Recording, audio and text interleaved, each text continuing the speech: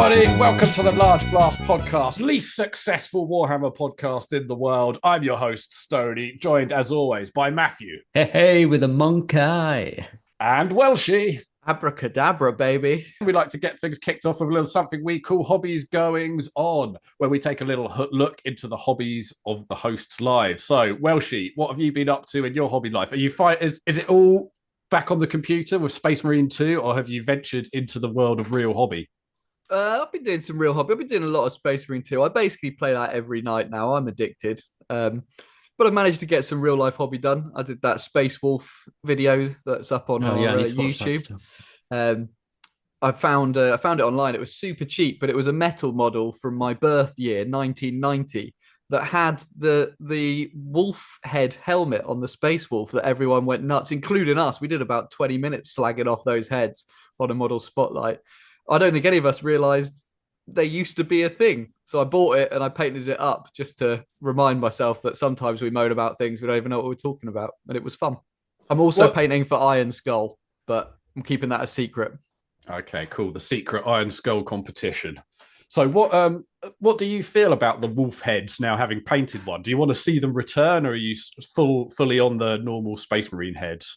Well, they're absolutely ridiculous. And at the end of the video, I decided to paint furry wolf in runes on the chainsword, and then I put woof and a paw symbol on his other shoulder guard. So I probably haven't really changed my mind, I think it's fair to say. But I did take my butt plug tail out. So do you think were furries a thing back in 1990? Is this a pre furry? Is he like a proto furry? Yeah, armored furries. So. Yeah, digi furries. It was a very Digimon era. Not 91, but I remember the plastic kit had like proper tails that had butt plugs on, where you'd stick it onto the belt. Yes, this has one. This has one hanging from the grip on the gun. They are really like butt plug tails. They are, or just like the end of a paintbrush for, like, I don't know, they're doing some dusting or some sweeping or something. They can get that out. They stick that in their arse and get down on the floor, get a bit of shunting around, and get the place swept up.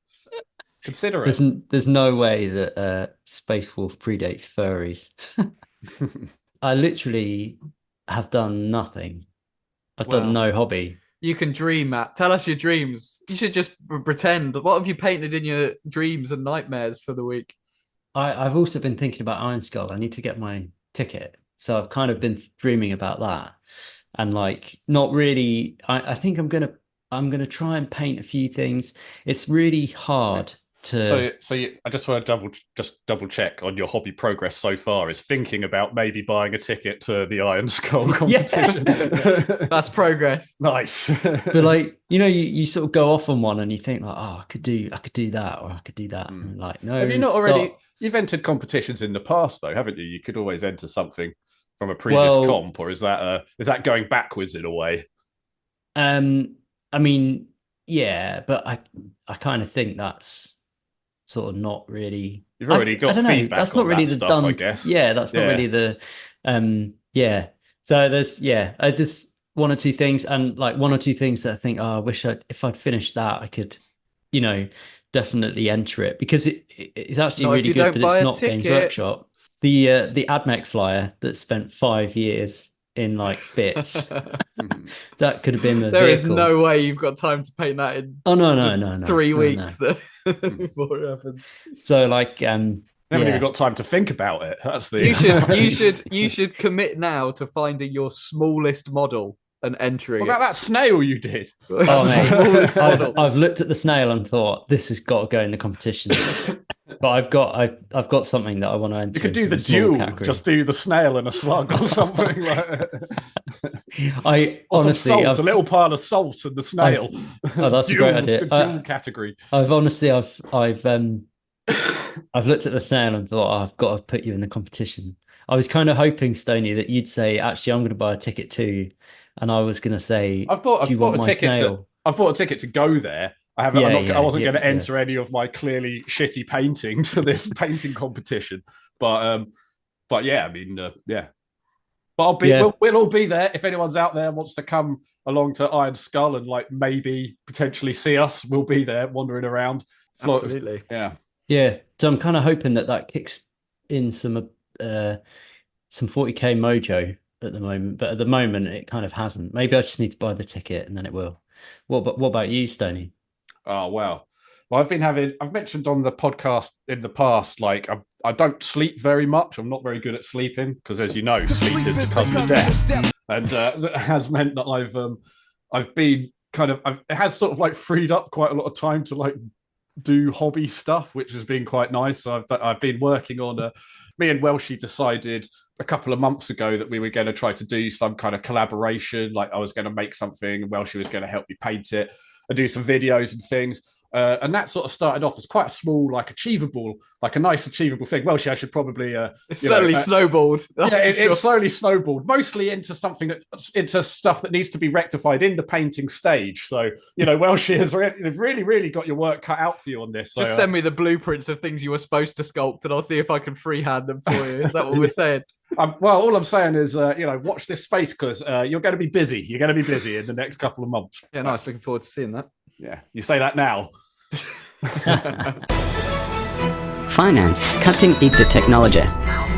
Accurate information is the Large Blast podcast news. Hear every episode. So the man at Games Workshop that's still rocking a Nokia 3310 has been at it again, leaking potato can pictures out to the web. And this is new Horus Heresy stuff. And we're talking big shoulder pads. The era of massive shoulder pads is coming back to Horus Heresy. What do you guys think about these?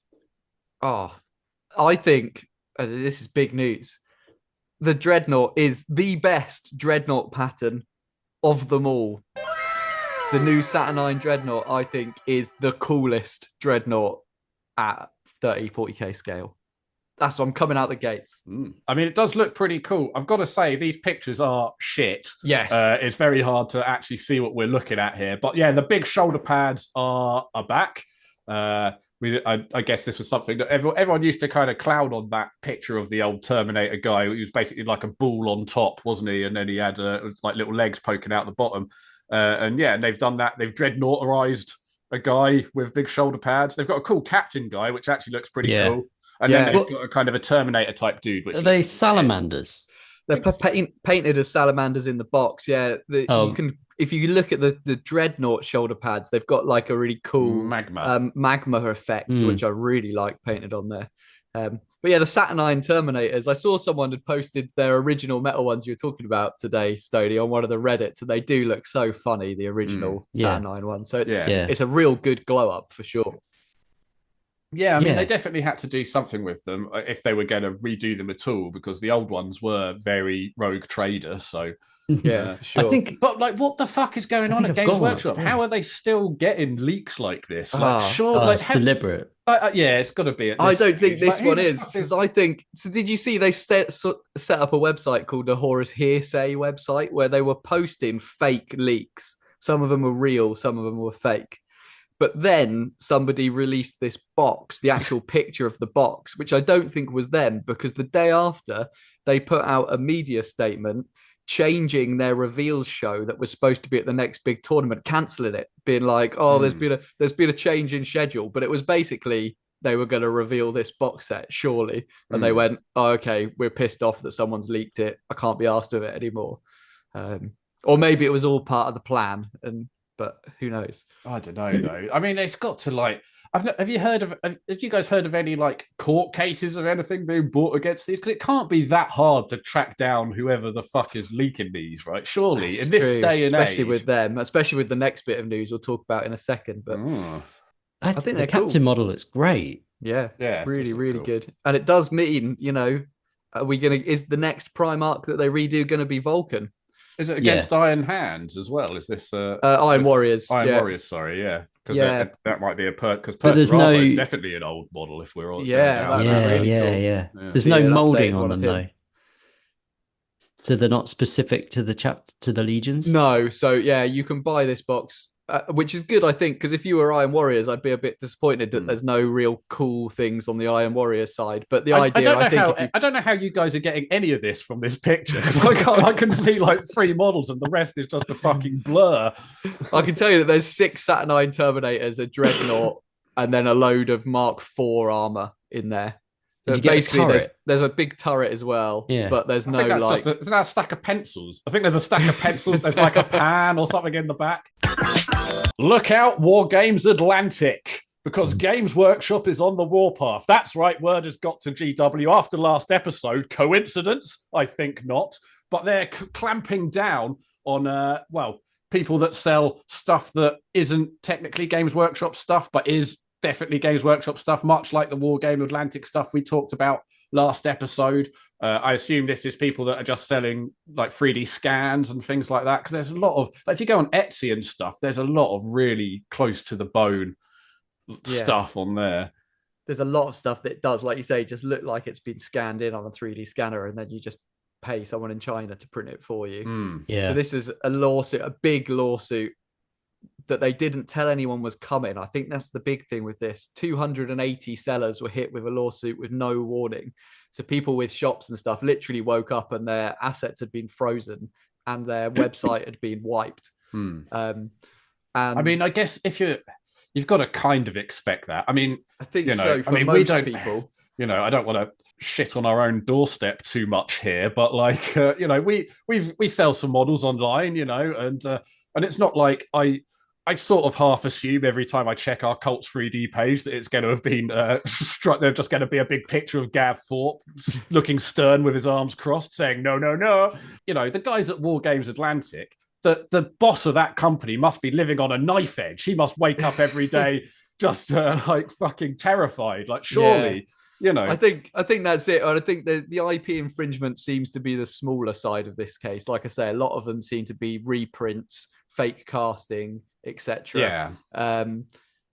They have picked. Well, that's it. What seems to have happened is they picked up a lot of smaller stores that weren't really doing too much wrong, because Games Workshop had hired an outside company to kind of wield their Thor's hammer and bring all these lawsuits down. Unicorp or something. Yeah, exactly. And there was some rumors. Everything I've got on this was from a Spiky Bits article, but yeah, someone flagged for having a gaming mat, because in the title for the sale of the guy with gaming mat, they used Warhammer 40k. Doesn't say it on the mat. People selling brush holders and saying it's great for holding Citadel brushes. Yeah, like, well, I know all that kind of thing seems like hopefully these people one of the things, like, again, I mean, we talked years ago now about the Cults 3D lawsuit, which still doesn't seem to have actually come to anything as far as I can tell. But Cults 3D, when you upload stuff on there, there's certain keywords you're just not allowed to use. Right. Okay. Like, you can't even put in the description anything to do with like Games Workshop or anything really. So one of the things on some 3D printing communities are literally people going on to like Reddit or whatever and being like, what keywords can I look for to find a librarian or something like that? And someone will be like, have you tried Magic Man with cape on or something like this? And then, so there's all these other kinds of, this new language has developed around selling knockoff Warhammers, basically. So if you're saying something like, if you're using the word Citadel or whatever, then yeah, you're asking for trouble. Yeah, I mean, I think people saying in general, cool, go for the ones that are literally ripping you off, but try better next time to not get people that are just selling bits, like, that aren't direct rip-offs. Like, I mean, I know there's an issue with logos and stuff that's hard, because it's hard to find out. I know when you're designing stuff, like, it's hard to find out what are copyrighted logos, and like how a wolf's head for a space wolf, how much does it have to look like the space wolf's head to be a wolf's head, that kind of thing. And we're looking at a picture of a courtroom filled with Space Marines. There's a judge with a gravel with a wig on, dressed in Space Marine power armor, and they're obviously Ultramarines because they're the flagship Legion chapter. That symbol of an Ultramarine. Yeah, actually, it's like just weird. An Omega upside down. Yeah, like that. You can't trademark a letter, a Greek letter. No. Yeah, their main. Down. It's like it's just sort of interesting as we're talking about it. Like their main on every box faction is like the one that they can't say is their own design. And I'd argue, like, if other companies that they were inspired by wanted to do stuff like, what 2000 AD could go, your RBTs are just Judge Dredd. I know there was some overlap in original design back in the day. Or those Star Wars Legion models I sent you the other day, Stoney, that look just like Vespids.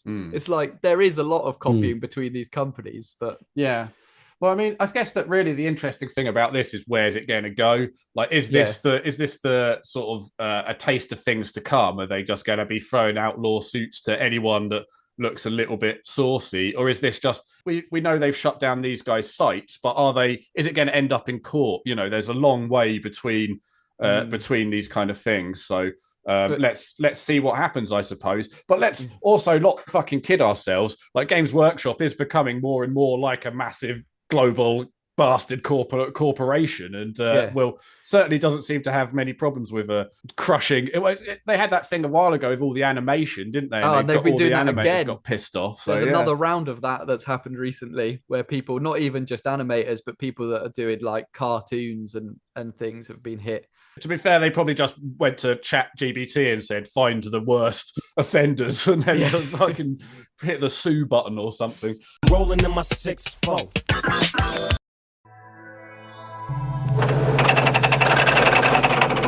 The following audio is from the interrogation of Xenos prisoner number 4269.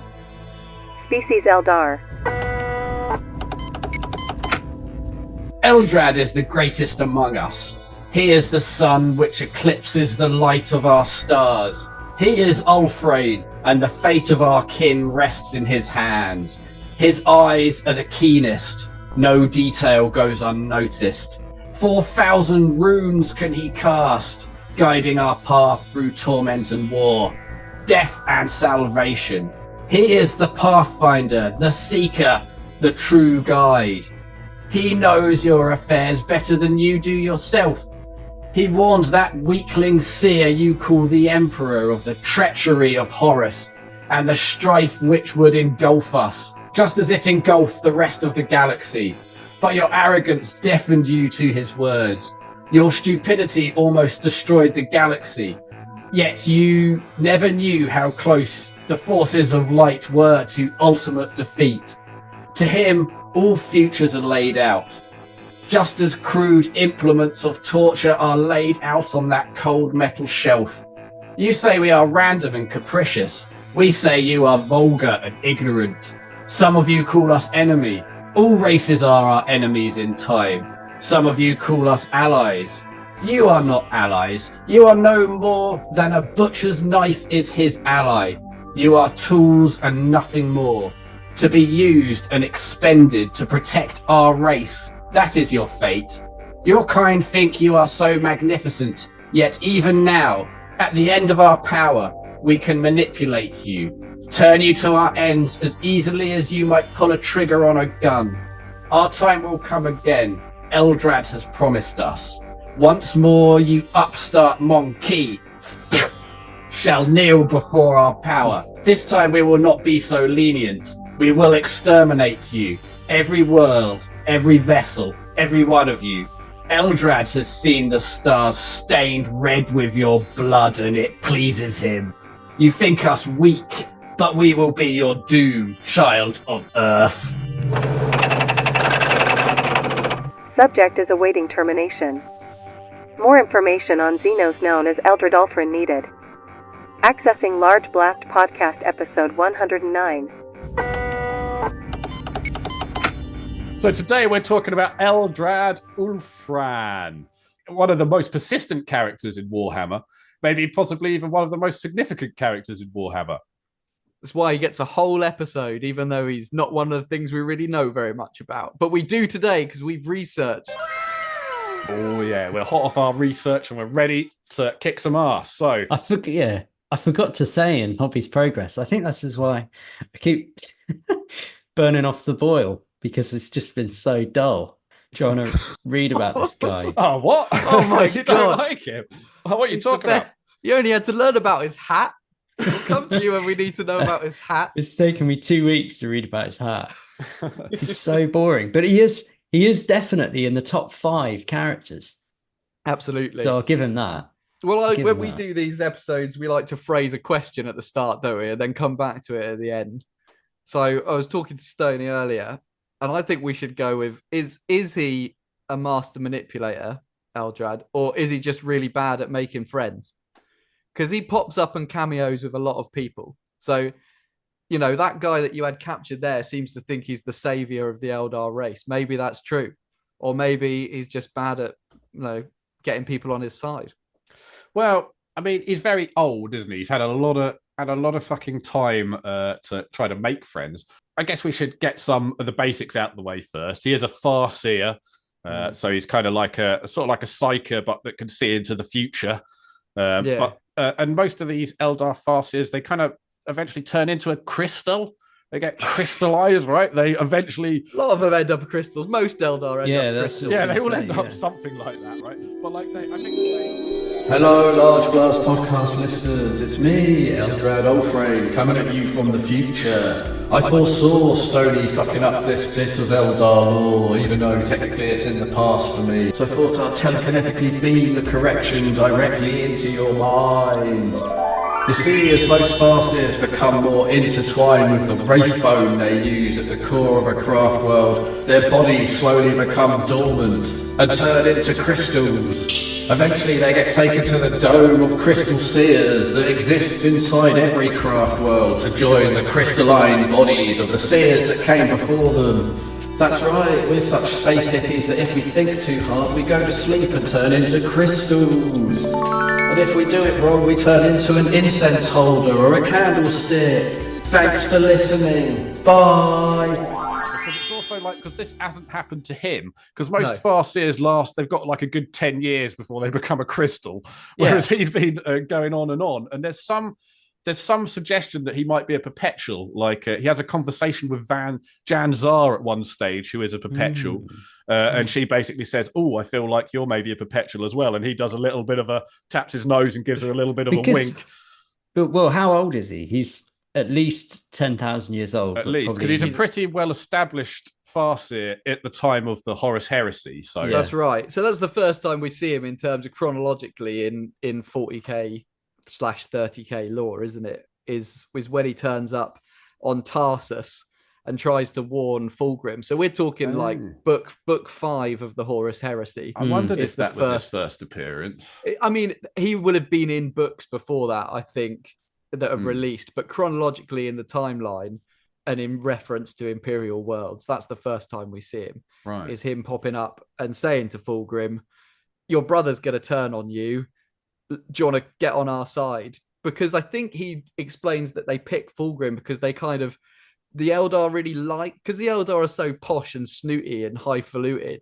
They see Fulgrim in his pretty pink armor and they think, maybe this is the guy. If anyone's going to listen to us and respect our artistry, this is the guy we should go and talk to. Well, get on side. We talked about it in the Fulgrim episode, but there's a bit where he's going past all the Eldar planets, and normally they would blow them up, the Mankeys, the humans, but he's like, "Oh no, they're too pretty to blow up," and Eldrad's like, "Game recognized game. I'm gonna call him in for a meeting in Eldar space." But it also feels like everyone's being a bit manipulated by Slanesh at that point as well. So, I don't know if Eldrad is. Eldrad sees through it all, I think, and he knows that Horus is turned. But because Horus, other than Ferrus, is basically Fulgrim's best mate of the brothers, he is so offended by the suggestion that Horus has turned that he draws his sword. Yeah. And when Eldrad sees that he's got when Eldrad sees that he's got the lair braid, he knows that he literally clicks his fingers and goes, "This entire army behind me, now it's time to fight." And the Emperor's children fuck them up, big time. Yeah, fuck them up. Kills an avatar of Cain, doesn't he? One of the most famous wraith lords of Ulthway. Which is the planet that Eldrad's from originally, the craft world. So that's the kind of the first time we see him. He's trying to stop the Horus essentially at the start. He sees what's about to happen and goes, "Fuck all this. If I can convince a brother to join me, I might be all right." He just picks the wrong one. Well, I didn't see that coming. And I actually, this is like a point where piqued a bit of my interest was people online saying like, this is actually out of the Eldar characters. This is what makes him different to the Eldar characters, and this is what makes him special. And this is like the first, as you say, chronologically, this is the first time we know of that even though he's an Eldar, he is essentially siding with humanity, and he is trying to stop or trying to stop Horus, because Horus represents chaos. He realizes that for Horus to win would be a disaster for humanity, and it would be a disaster for the Emperor, and it would be a disaster for the Eldar, and that he is putting more interests than just the Eldar. Well, he's probably one of the more. Well, I mean, he's definitely one of the more proactive Eldar, as in he's like getting involved in a whole heap of shit, whereas all the other Eldar just tend to sort of ponce about and just go, all our mates are dead. Whereas he's kind of like actually getting involved in stuff. There's even some suggestion that him and the Emperor used to be friends at one stage. Why? He makes hints that him and the Emperor used to be friends. He calls him a bad seer, a fake seer or something like that. It's in that quote at the beginning as well. But then they also had some kind of falling out, and then again, it's never really expunged upon in any of the Black Library or anything. But lots of speculation that that's probably something to do with the webway stuff. That because the Emperor's got to have seen the webway and found out some kind of in-way. Exactly. And he's not, he is one of the most powerful psychers, if not the most powerful psyker, other than Magnus on the tabletop, probably. If you've got two minds like that out there in the universe playing around in the warp, they're not going to not notice each other. So I bet they have had a chat. Yeah. But they've also had some kind of falling out, which is maybe he borrowed his Fraser box set and never gave it back or something. They're both perpetuals, so they've been around long enough. Or the Emperor just couldn't pronounce his name. Just couldn't get it right. The smartest being in the universe, you can't get my name right. It was 10,000 years, and he realised that he hadn't learnt it. He kept calling him mate, and then he's like, too many years have gone by. I can't ask him what his name is now. Yeah. This is what I call the zip zap rap. Well, Matt, if we're talking about powerful psychers, how does one become a Farseer? I'm about to speak a load of Eldar stuff, so just bear with me. They come from warlocks and spirit seers, and warlocks are a form of seer who tread a path. They tread the path of the seer, and if they don't lose themselves to it, so some of them go crazy, is my understanding. They've also would have come from the path of the warrior, so warriors such as the aspect warriors. So Eldar that follow the path of the warrior, then follow the path of the seer, basically turns them into a warlock. So they're kind of a combat psyker. But you could also come from a background of being a spirit seer, which is a seer who don't have a history of the warrior behind them. They're kind of more of a communication. So you can't. There's two forms of psychers. One's with swords and one's with books. Yeah, okay. And I guess that's kind of the same in the human ones as well. I guess so. But you can come from those two paths, and they sort of get promoted. So the most powerful ones become Farseers, and they throw stones around. So there's lots of stones involved with Eldar, as we've already discussed. They sort of throw stones around and they read the stones. They're called seer stones because it helps them see into the future, and they use fragments of wraithbone and other psychosensitive materials that react to the convoluted pro-ballistic schemes of space-time. That's what my notes say. This just makes me so much happier that when they talk about Space Wolves, they're like, oh, we just throw some runes and Fenris talks to us. It's much a better explanation than this. Jesus. Yeah. So snooty. But as you said, with Eldrad in particular, some of them are the most potent psykers in the galaxy. And typically a craft world, which are the huge planet-sized ships of the Eldar race, will only have like a handful of Farseers. So they're very rare, and they'll tend to make up the guiding council of that craft world. So they're kind of their spiritual, but also reading the future group of people who try to steer the craft world to safe havens to keep them out of trouble. But they actually spend most of their time asleep, essentially in a trance-like state. So although Eldrad's 10,000 years old plus, I mean, he could be 20,000 years old. He's working from home. He's working like from home one day a week. Yeah. Hasn't returned post-COVID. It's just having a break. He did fuck all for the first 10,000 years. He literally could. He could go on one outing in 100 years. I've got to go and do a cameo in the next Black Library book. Just wake me up in 500 years time. Yeah. Okay, so you either become a warrior and then a cool psyker, or you always a psyker, and then when you're either a warlock, warrior seer, or a spirit seer, book seer, you then progress and promoted further to become essentially boss man. They are, and they're kind of hidden away boss men. So they're kind of commanders at the back. They don't really go. They're not really going to go on many expeditions. So they probably do spend most of the time in a trance-like state, trying to read the future and understand what the future is. But they will occasionally help to defend the craft world or go on particular missions. And yeah, my understanding, as we've sort of touched on, is that what makes Eldrad in particular unusual is that he is way more active in going out and doing stuff.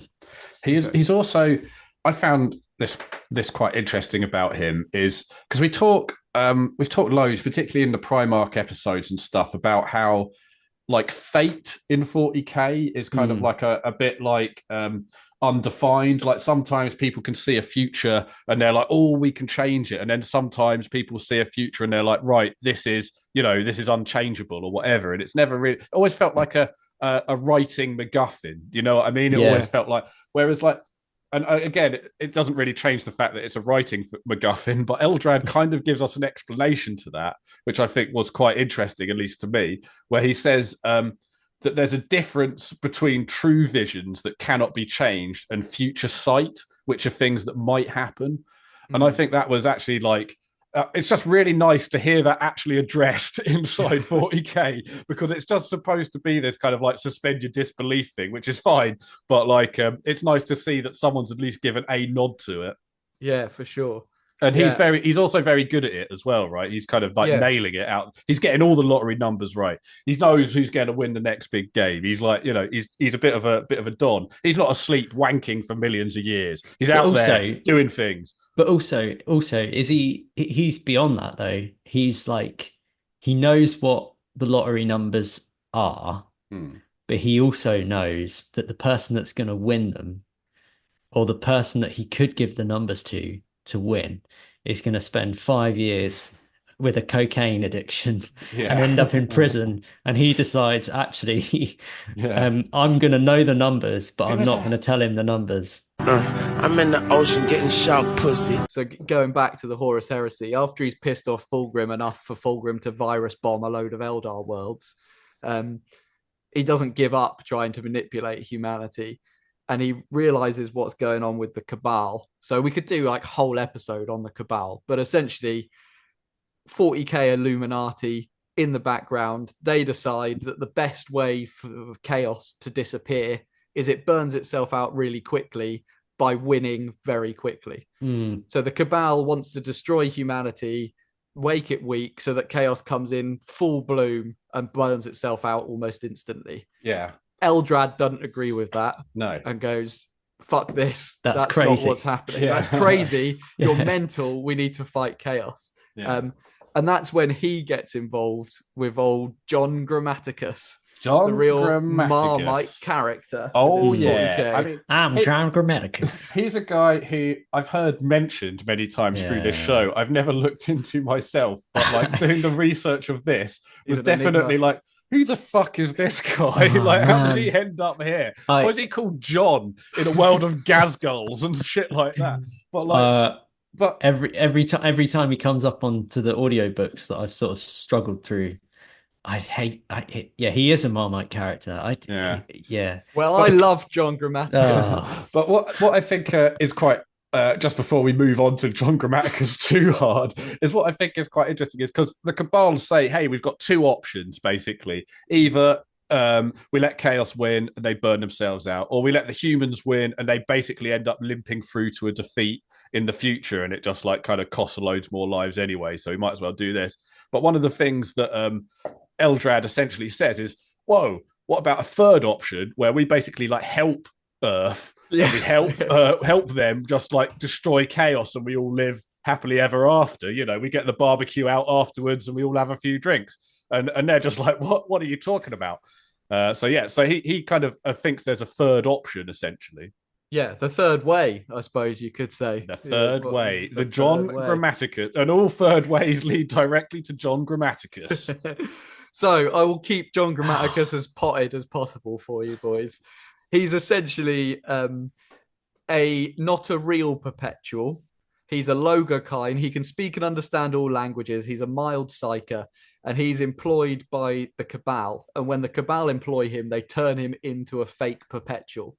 So he's lived since the Second World War, hence his name John, because all people that fought in the Second World War, the Americans, are called John.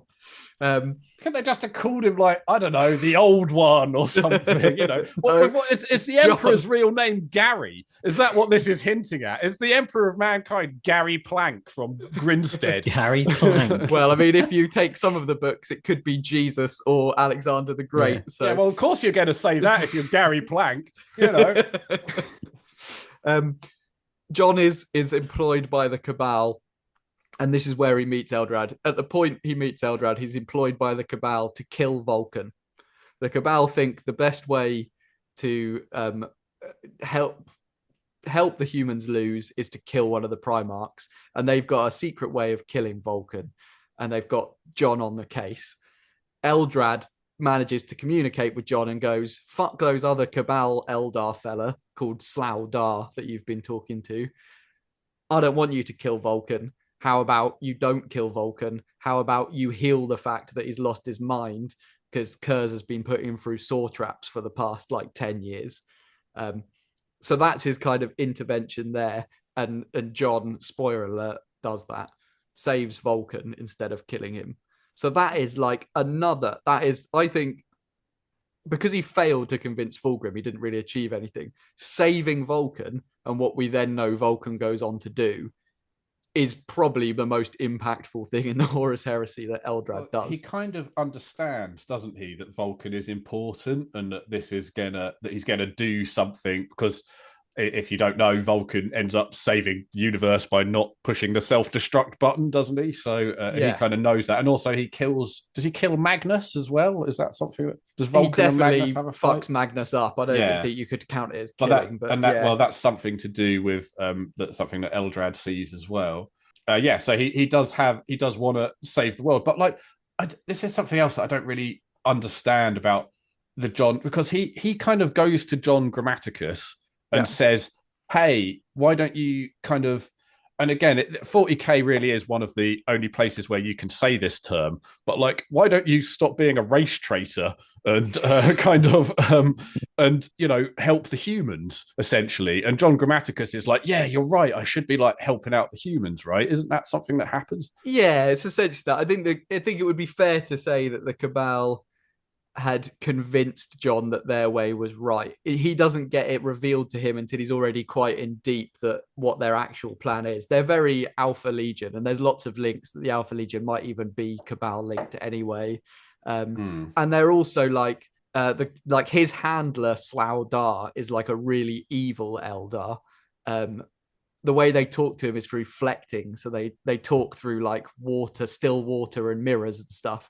and it like melts Jon's brain every time they do it. And they'll often just kill him if he's pissing them off, so that he then wakes up and is like, okay, there's nothing I can do to get out of this. So he's not that happy about the whole thing the first place. Yeah, by the point Eldrad comes to him, he sees it probably as a way out of a situation he's wanted to be out of for a long time. Yeah. Plus, the Cabal at that point have also put a hit on Jon because they don't believe Jon's going to do it. So they've sent another man called Daemon in to do it anyway. So another perpetual called Daemon Pyrantis. Oh, what's Barry up to? Oh, he's busy. Let's get Daemon out there. Yeah, good idea. Yeah, you've got Jon, Daemon, and Ollie. Those are the three most important human characters in the whole heresy. They have it in 10,000 million years, or however many fucking years it is. They haven't managed to develop a nickname. That's got to be like, you've got to be a really charismatic-less person to have not developed a nickname in that amount of time, surely. Yeah, for sure. Yeah. But yeah, helping Jon save Vulcan isn't the only thing he does. He literally goes after the Cabal as well. So he tries to take out the Cabal. He uses a really cool character, like a word bearer good guy. Oh, yeah. Which I did called Narek, the Huntsman. So it's a word bearer that hates the fact that the word bearers have gone to shit and wants to kill Lorgar. And he has a pact with Eldrad. If he helps Eldrad kill the Cabal, Eldrad will help him with Lorgar. A loyalist word bearer who works with Xenos, so he's all kinds of he's all messed up. He's all messed up, that guy. He shouldn't be, but he is, and he's better for him. Yeah, for sure.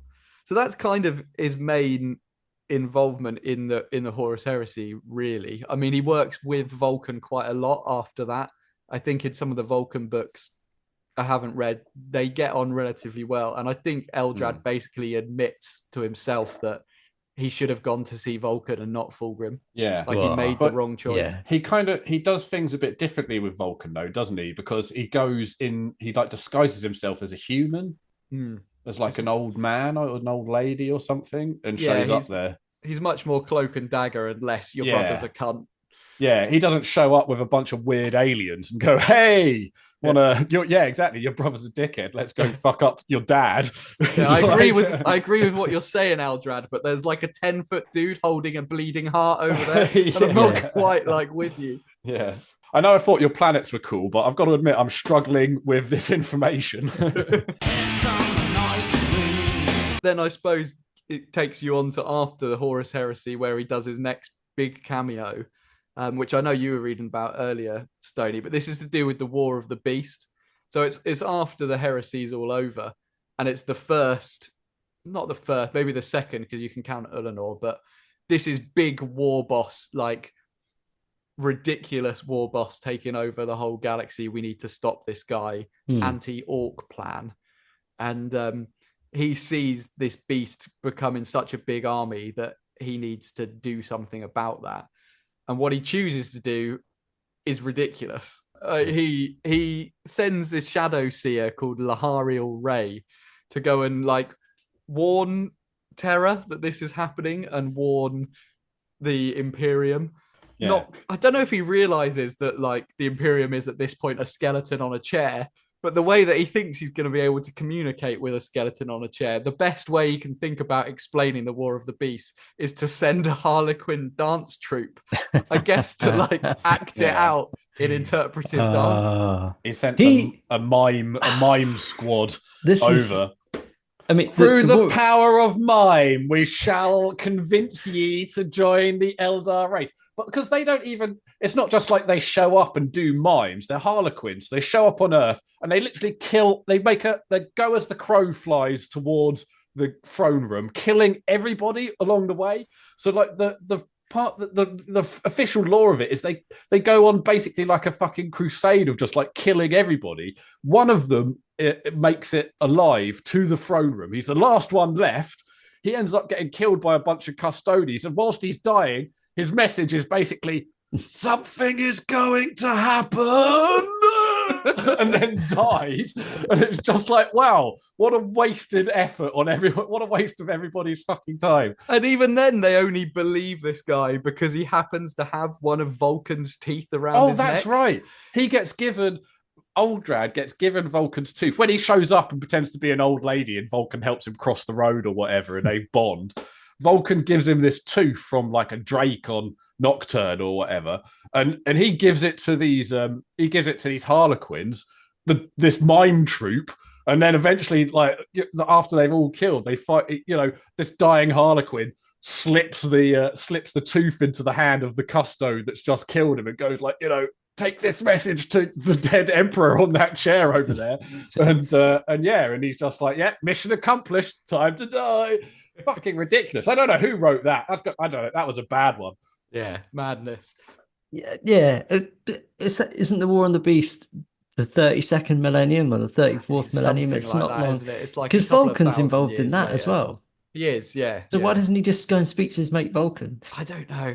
Because it's funnier to send a dance party. Sorry. He's learned how to deal with humans by his mistakes dealing with Fulgrim. And then he's learned and he's done it really well with Vulcan. And then maybe he's just been in a trance for 2,000 years. You do wonder if maybe this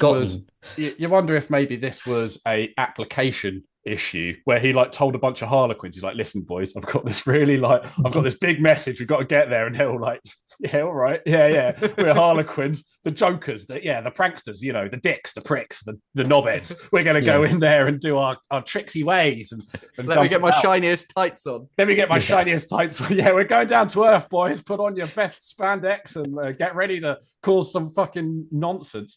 But did we mention this before? That like the reason that Vulcan is a perpetual is because John Grammaticus kind of hands over his power of perpetuality to Vulcan.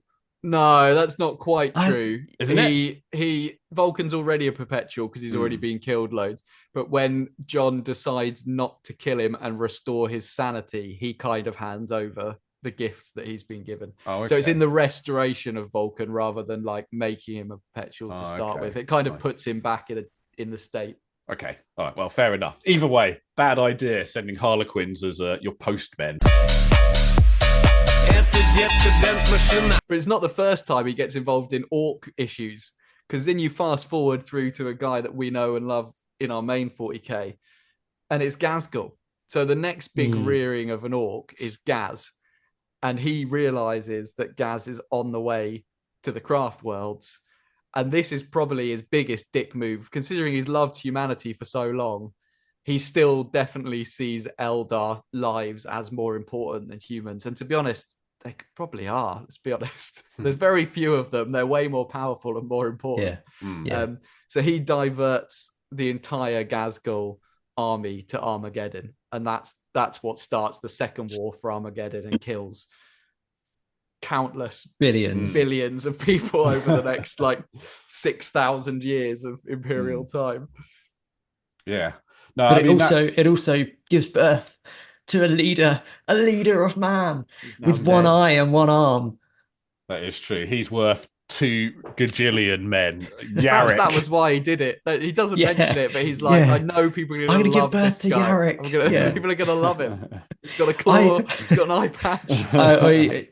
He thinks I need to create Yarrick so that he can save Armageddon in the third war of Armageddon. Well, that's it. But he does love diverting an army, because he then also diverts the entirety of Hive Fleet Kraken to save Iandan, which is another world. He prevents a Hrud infestation of Saimhan, so he saves them. He empowers the invocation of something called the Pact of Anwin, which is this really big, large Welsh bird who's trying to destroy a planet, Pact of Anwin, and disrupts the emergence of lots of C'tans. So he's a major player in saving people, mainly Eldar, in his kind of middling stage of his career. Yeah, but also kind of interfering, I feel like maybe he exists in the same kind of layer of lore as Fabius Bile and Cool and stuff like that, where he's kind of got his hand in a lot of stuff. Really, when you think about all the stuff that's happening in Warhammer, it's really kind of generated by a very small number of people. We've said it before, there's people in Warhammer 40k lore that stuff happens to, and there's people that do stuff, and he's definitely on a doing stuff level, and maybe the only Eldar that is doing stuff. Well, Matt, he's got lots of war gear that might help him with that. So did you have a chance to look at any of that? Yeah, I did. So he has I mean, when you think of Eldar, I always think of their helmets. Yeah, big stupid helmets. Yeah, and he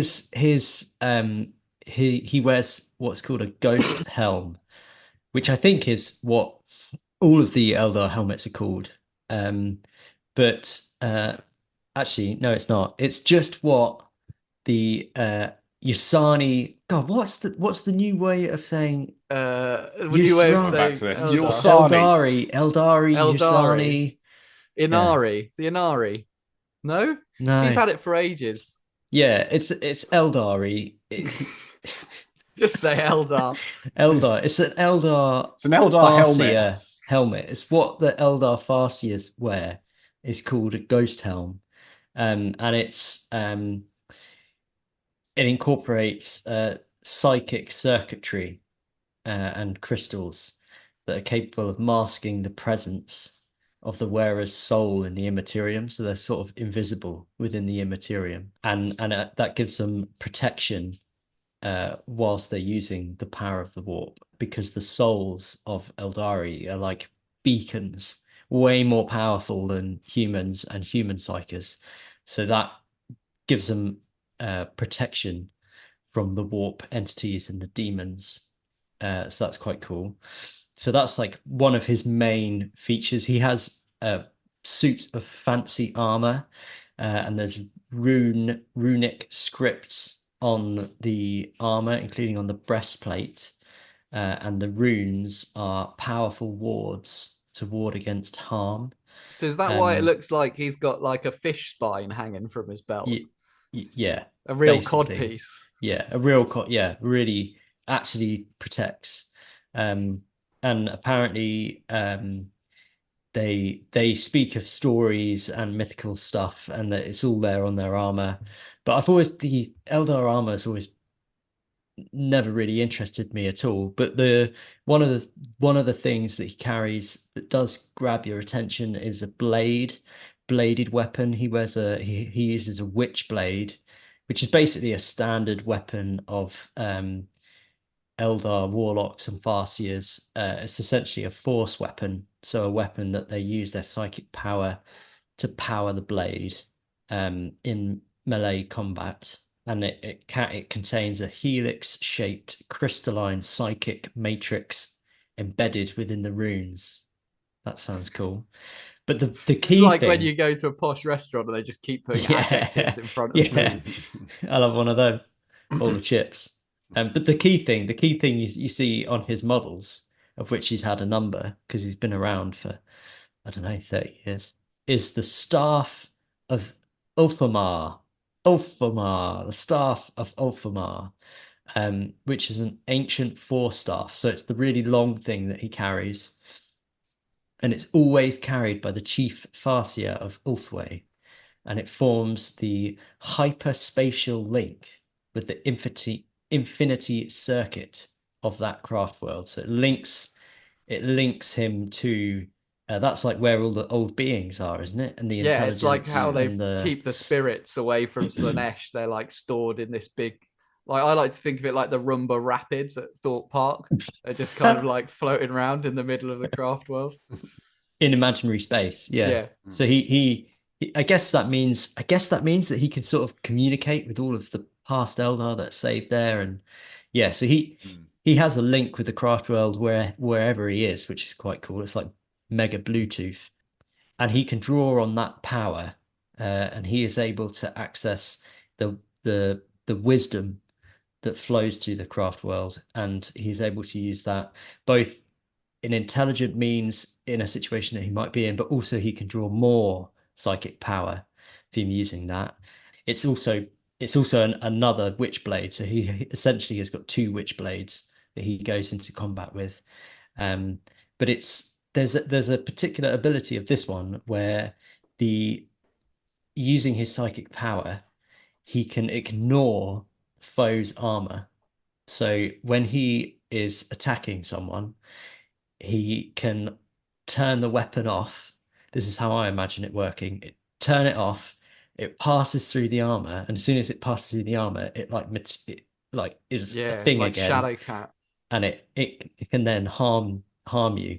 So this was of particular importance during the 13th Black Crusade. So as Cadia is fighting for its life and the Cadian star system is being ripped apart, the Cadian subsector around the Eye of Terror is being destroyed, and there's conflict everywhere. He, Eldrad, ends up fighting Abaddon the Despoiler. Ooh, and we'll come back to that, Matt. Okay. And this weapon is critical in that combat, so we'll touch on that later. And in canon, so remembering that the 13th Black Crusade was like I don't know, 2003 when they did all the or 2004 where they did all the gaming system all over the planet in real life, and they had all the stories and new plastic Cadians came out, and Abaddon lost the 13th Black Crusade. Roll on 15-20 years later to when the Triumvirate of the Imperium came out. They changed the canon, and actually he didn't lose, and Abaddon the Despoiler destroys Cadia. Eldrad is lost this staff in the old lore, but now the lore's been changed and he's found it again, and it's sort of back with him. And classic retcon. Yeah. He's had a few. There's been a few. I can't. What is it like, the wiki or something? There's a whole section dedicated to like bits, like just fucked up bits of lore where they like accidentally contradict themselves with him. Yeah, he's been around for that long. I mean, we said, when did Fulgrim, that book, come out? That must have been fucking years ago. It's really funny. You can see, I saw a thread where people had tracked, like, if something comes out in 40k and then after that book came out in 40k, someone wrote a 30k book with him in. There's little like notes to acknowledge that he's far seen the thing that's literally just happened in the 40k book that's just been written. No, he's been around. I reckon he's been around since the 80s. He's been in. Oh yeah, I remember him. I remember his model from second edition. I was looking through. I've downloaded a PDF of the third edition Eldar Codex, which is where that quote I read at the beginning came from. But I couldn't find him in the second edition Codex, but his model did exist. Okay. So it's make of that what you will. I can't remember. If you're out there and you do remember, please let us know. Because I have like a real, it's not a hatred of him, but I remember that's coming across a little bit. I've got to be honest, man. I was like, when I was getting into the hobby, well, not into the hobby, but into 40k, I had like two 10-man units of Cadian stormtroopers painted up, and trying to play some third edition with the guy I used to walk to school with, my neighbor, and he had an Eldar army. And he was like really, Eldar players are like really into the Eldar lore. We'd walk to school and he'd be like, blah, blah, blah, blah, blah, blah, blah, blah, blah, space elves. And I'd be like, I want tanks, give me tanks. Yeah. But like, so we'd be trying to play and I'd have like 2 10-man units of Cadians in like neat lines. And he'd turn up with like a load of jet bikes and fucking Eldrad, and it would be like turn 1, your army's dead. Yeah, like, he's always been devastating. This is not how you get people into the hobby. I actually, as I say, I have the third edition Codex right here, and his Staff of Ultra wounds and ignores all armor saves on a 2+. What is that? When you have him, you add 1 to every reserve roll. He's got a 3-up armor save, a rune save. He looks like a bit of a fucking badass. Basically, he's not your average Eldar. Let's put it that way. There's not a lot of hope for 20 Cadians. No. I remember playing against him in 7th and just being destroyed. And then when everything got changed in 8th and the psychic phase became mental, I remember just like, I thought the psychic phase was over and they hadn't even moved off of Eldrad yet. It was like, all right, well, that's my 1 model done. Now I'll do the rest of my seers. It's like, Jesus. It was mad. Do you remember when did you ever play Grey Knights in 7th where they were all psychers? And it was just like every single squad was like a fucking psychic phase. But you still had fun stuff like, do you remember the Vortex of Doom that would randomly move around the board? That shit was amazing. Actually, yeah, I think because what was the guy called? Someone's mate who played a few times in the tournament. His he Eldar had army. Eldrad. I think I remember a game where I was playing next to you two were playing. I certainly played him as well, but I remember you like being like, "This is unbelievable," and because he had like 8 psychers or something, it was just like, yeah, and they've all got like 3 powers and like, yeah. I am amazing. glad the psychic phase is a thing of the past because it was horrible to just sit there and wait to be destroyed by something you weren't even part of. Yeah, I used to play Chaos Demons at that time, and I had a lot of options for psychers, and I used to purposely not take them just because the psychic phase used to bore the tits off me. Yeah. Well, back to his lore. Anyway, yes. So the next thing he does when he pops up is save some more Eldar. Would you believe it? But this time it's fine because he saves the coolest Eldar in all of the Eldar. He saves the dinosaur riding Exodites. So the fact that they're still around is basically down to him. And it's a big, long-winded Eldar story, but they call it the Haran Shemesh, which is world of blood and tears. Did he start the Exodites and then like fuck off? Was he? Because I couldn't really. I briefly dipped into this lore. Was he like? Come on, guys, let's fuck this off and go and start our own Eldar planet with blackjack and hookers? And then they show up on some shitty world, and he's like, "Well, you guys set up this new world, and I'm gonna go and get some orcs to fight people or something." And they're all like, what are you talking about? We were going to do some cool shit and now you're fucking off. Was that how it went down? I didn't really I'm going to go with that because that sounds fun. That is canon, boys and girls. You heard it right here on the LBP. I think there's something to do. The reason he has to save it is because Chaos find like a big webway entrance there. So maybe he has a hand in popping in and out of the webway and see what's going on. I know there's some Exodite reference in the Infinite and the Divine, which is like the million-year spanning book that's Orican versus Trazyn, and they have some hand in like the development of that planet. Something goes down there, but no, I don't know. But it sounds fun. I'm going to go with yes. Let's call it canon. Yeah, he saves some more Eldar, and then Matt, we get on to the duel with Abaddon. So you're saying that his staff means that he wins that fight with Abaddon at the end? I haven't got it written down in front of me, but what Abaddon, doesn't he get like teleported out at the last minute? Yeah. So did Abaddon not try to like set up a trap for him? He went to his craft world and got inside his whirlpool. What's it? The Mr. Frog's Wild Ride or whatever it is. The rapids. The rubber rapids. Yeah, the rubber rapids. He gets in there and he's like, "Aha, Sharad, you are. I have found your lair." And he just gets his ass kicked and teleports out again. As classic Abaddon, right? That's his whole thing. Pops up, come and get your ass kicked. It says here that he was about to befool him with the staff of Ulthamar, but Abaddon gets teleported away by Chaos. So, yeah, classic Abaddon. But that is, I mean, that's pretty impressive. As we said, he's a kind of a bookie psyker, and he kicks the shit out of Abaddon. That's pretty impressive. I mean, he definitely wins the fight. He just doesn't finish the job. No, I think is the outcome there.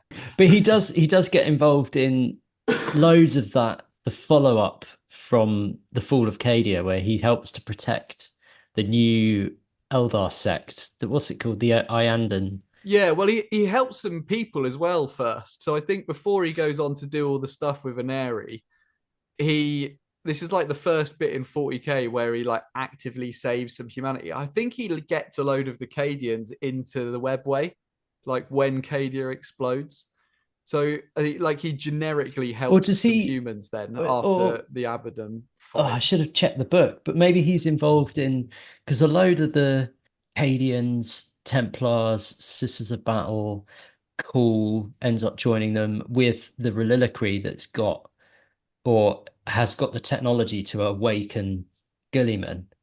They kind of get in the webway from Cadia. I wouldn't be surprised if he had a hand in that. He could, I think he does have a hand in knowing that Cool has got this technology to awaken Guilliman, and that he needs to get through the webway to the world in the 500 worlds where Guilliman is in a stasis. Yeah, that I awaken like him. to think that he's already worked out that Gilliman's a good egg. Like he sat down with Vulcan at some point and was like, "Look, mate, we're both going to be around for like another 20,000 years. Who are the cunts? Who are the ones I can trust? Like, you know, who are we bringing back? Who are we not?" Fuck, marry, kill. Come on, let's go. But then he goes on, and this is the kind of big modern day Eldar lore, as you alluded to, Matt, is that he does the awakening of Iniad and forms the exiles. So coming into like the 42,000 years, he does some interfering, pisses around with the Death Watch and Biel-Tan a bit. I think that was like a box set. But he decides to birth the Incarn and cement the rise of the Inari. So this is that whole thing, this whole sect of Eldar that basically want to release all of the trapped spirits that are trapped in the various stones and in the various Rumba Rapids. This is some real peak Eldar bullshittery, isn't it? Because there's because the Eldar, they're all like, they're collecting all the souls together in like a big pot. Yeah. And when all the souls are in there, they will release a new god. She's essentially the god of the dead to all intents and purposes. They never call her that because that would be too basic for the Eldar. Yeah. But that's what's going on. Yeah. Can they bring all of these spirits back that they've kind of kept safe in the rapids to form a big zombie Eldar army that could genuinely take control of the galaxy? And I promised I wasn't going to go into a Kabbalah to Thelema is a Eldar to Slanesh comparison on this, so I won't. But it is peak nonsense, right? This is because all the Eldar are going to be reborn again or something. They're going to come back twice as powerful and twice as strong or some shit when this guy comes back. But it did mean they could release that really cool triumvirate box. When those were all the rage. But isn't there a bit, I think it's the box set you just mentioned, where he's like trying to come up with some scheme. Maybe that's to do with Biel-Tan. And he's coming up with some scheme, and then the Death Watch appear. And they try and stop him doing this, and they fail basically. Right. Okay. Like in the long run, they don't stop him birthing. But doesn't he say to like the Death Watch captain, like, this is what I'm trying to raise all of the dead here. Yeah, I'm trying to help you defeat chaos. The Death Watch captain is like, fuck off. How are you doing that? How are you doing that, mate? Oh, by bringing back the dead. No.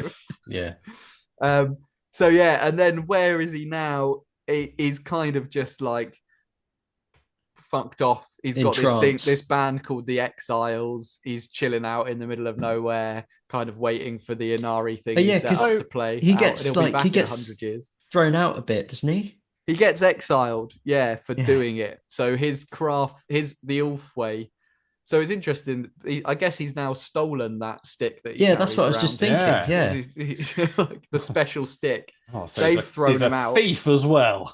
And a load of the other seers have now been. That's the crystallizing bit, Stoney. So when he brings her back from the dead, like 3 of his mates turn into crystals, and then he runs away, takes his stick with him, and is chilling out until the dead come back to life. So is that model the kind of the avatar of Cain, but for like dead? You know, the one that's all like the spinny one. It's an avatar, basically. It's kind of like an avatar. Yeah. Right.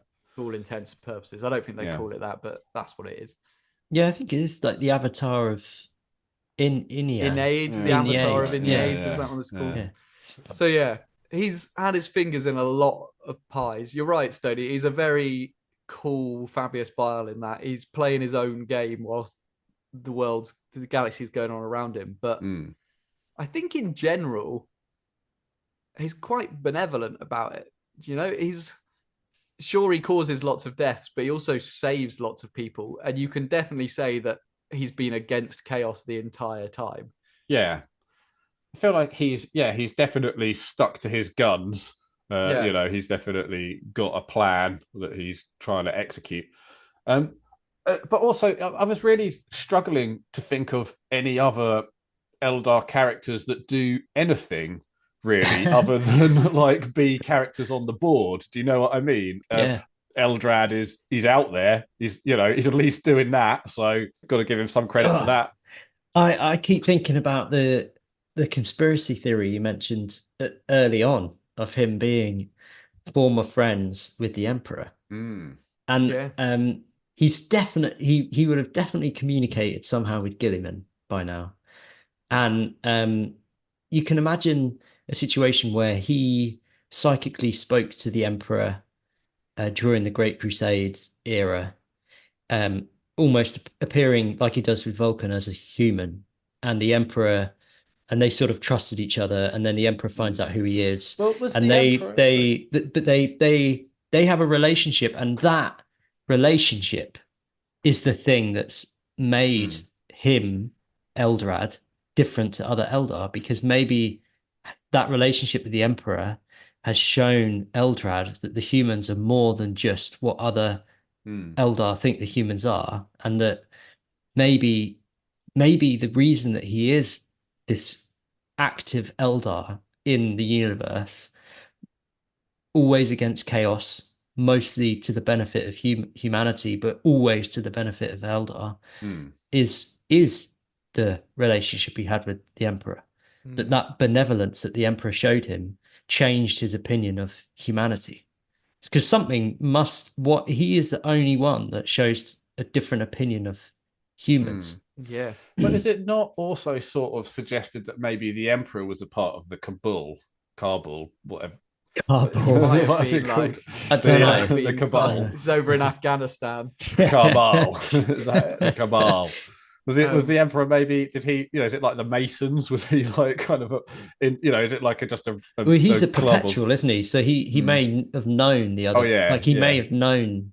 I have a very loose memory of one of the many books saying something along the lines of like the Emperor was invited but couldn't be asked with them, or something like that. Because they're not all like. You don't find out who a lot of the Cabal are. Like, you don't even know what the race of most of them are. There's a couple of Eldar. It's implied that there might be like a lonely old one or something in there, like dodgy stuff. So it wouldn't be out of place, but I don't think he's humanity over everything. I can't see him working with Xenos at all, even Eldrad. I find it really... I think that would be really interesting. Maybe they fell out when the Emperor found out that he was a dirty Xenos. Well, here's my big speculation, right? Actually, what went down on Taurus with Fulgrim was all a bit of a ruse. They'd snuck off behind the bushes before the armies had got down there. They'd had a little rumble round. Fulgrim had actually convinced him that Slaanesh is the way to go.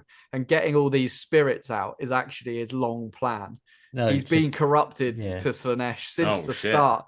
He's actually trying to release all of the spirits for Slaanesh.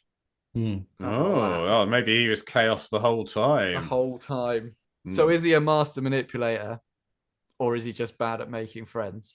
He definitely manipulates people, but in the same way that all of the named characters in any of the Horus Heresy books manipulate people. The Emperor is one of the most manipulative characters in the whole of the series, right? And he's kind of essentially doing the same thing. I guess you could almost say he's kind of the Emperor for Eldar in the way that he's trying to keep them safe and do weird things that would keep them safe. He's a perpetual, all that kind of crap. Yeah. I feel like he's open-minded in a way that like a lot of other characters aren't, maybe only in a way that like you could compare him to Cool in that respect. I think continuing on what I was saying, I think that actually he is bad at making friends because he isn't a master manipulator, because he has been manipulated by the Emperor. And that the Emperor has manipulated him into doing things for humanity that no other Eldar does, and that he thinks he's a master manipulator, but actually he has been manipulated by the master, and he is just really bad at making friends. Here's kind of what I'm thinking now. Right, is like obviously there was the Fool and all the rest of it. No, He's old enough to have been there. I reckon before the Fool, he was doing the dirtiest shit. He's like, come on, guys. Yeah, let's do it. Come on, everybody. Yeah, let's have a spliff. Come on, that's 69 and have a couple of spliffs. Come on, boys, everybody down the park. let's 69 have some spliffs in the park. That's how Slaanesh came about, right? Yeah. And then as soon as Slaanesh comes, he's like, fuck, Slaanesh is here, puts his helmet back on. He's like, I didn't see nothing. I'm going back to Ulthran. He gets back, he's like, guys, shit, you're not going to believe what's happened. Oh, don't worry, I'll save us. I'll save us. So the guilt of the shit that he did before the fall is maybe what's made him so keen to try to work out what's going on now. I do like that. Well, I've got a quote here that we could finish on, because I think my kind of view of him is he actually does like doing good. And even though he doesn't actually think humans are worth it, he still tries to save them. And this is one of the bits that he says in Fulgrim. He said, already Eldrad had seen the death of their race, the blood-soaked fields of the world named for the end of days, and the final victory of the Dark Saviour. Would their course be altered by the knowledge of their inevitable doom? Of course it would not, for a race such as the Mon-Ki would never accept the inevitable and would always seek to change that which could not be changed. So I don't think he really respects humanity, but he still tries to save them a little bit and, change things for the better. I don't know. There's a kind of a acknowledgement that life is messy with him, rather there's a very superior nature through most of the Eldar, isn't there? Where it's just we're above this bullshit, we don't need it. Whereas shit gets messy and he's down there in the muck and he's ready to get mucky, and that's a good thing. He's in the human muck. He's between Kurz and Sangridis, right? Sangridis sees his death and blazes into it with glory and honor. Kurz sees his death, thinks he can't change it, and becomes a psychopath. And Eldrad's like, none of you can see anything. Just do your best. Hi guys, it's me, Eldrad again, beaming directly into your mind. That's my story. And you see, I'm not such a bad guy. I just have trouble making friends. But that's cool, because maybe now, me and you can be friends, yeah? You can borrow some of my CDs if you like. I've got all the good ones. I've got Stained, I've got Status Quo, I've got George Ezra, all the brilliant best tunes. Or maybe you want to come round and watch one of my Blu-rays. I've just got that movie Cats everybody's going on about. It's the extended edition with extra James Corden, so you know it's going to be hilarious. Of course, if you do want to hang, we'll have to meet between 9 to 5 on weekdays, because I spend my evenings practicing my bagpipes in my middle floor flat. So if you do want to be my friend, just respond to my LinkedIn request on that account you lost the password for. That's the only way I will accept. Alright then, see you soon, you BBFF. Bye-bye.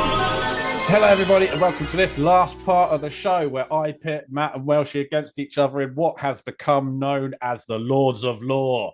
And this week we're going to be doing perpetuals. So questions about perpetuals, because we've done a lot about perpetuals in this episode. So I thought, why the fuck not? I've already got the wiki page open. Are you guys ready? I'm ready. Yeah. Okay. So perpetuals are thought to be the next stage in human evolution. Are they called A, Homo Signoro? I hope so. Yeah. Is it B, Homo Superioro? Is it C, Homo Mutantis? Or is it D, No Homo? I think it's A. I'm going to go with B, Superioro. Superioro. Welshie is the right answer. What did the Emperor do when he discovered there were other perpetuals on Earth?